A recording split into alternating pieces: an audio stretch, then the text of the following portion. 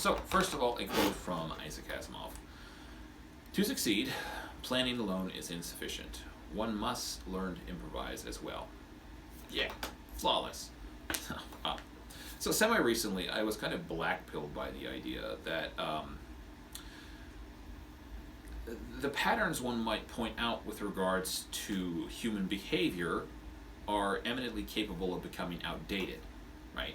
Um, Given that that humanity kind of functions like a proverbial monkey wrench machine, whatever ideas you come up with, they will come up with new ideas to exploit people, new ideas to mislead people.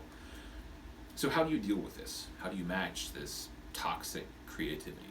Well, match creativity with creativity. Now, given that you can't largely, for the most part, you can't plan for something you haven't conceived of yet, you can't really defend against it, you have to learn to improvise.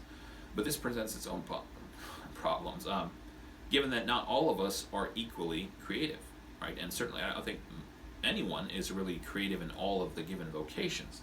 So how do you deal with this issue?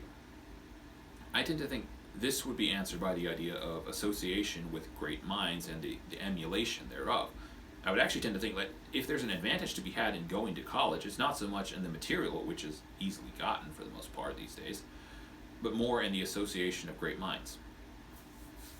Right? In this case, you want to find someone who is creative in the field that you want to look into and learn how to think like they think and to learn the way they analyze stuff to kind of leech off of their creativity. For the record, none of this is to say that there aren't theological concepts that are timeless. I would tend to think there are. Not unlike the quote I had said there. I tend to think that concept is as valid today as it ever was. P.S. There was something I was thinking about with regards to the creativity. I think sometimes creativity, or rather the lack thereof, the perceived lack thereof, is not really an issue of not having good ideas or a productive vision, right? I think sometimes it can literally be an issue of expression or execution.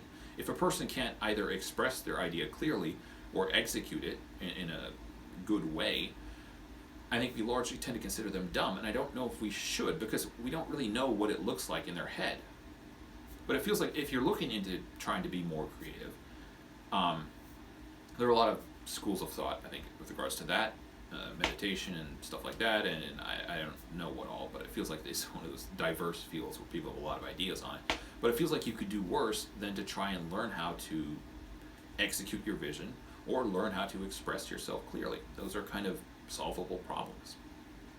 Anyways, thanks for watching. Please like, subscribe, and leave a comment if you like.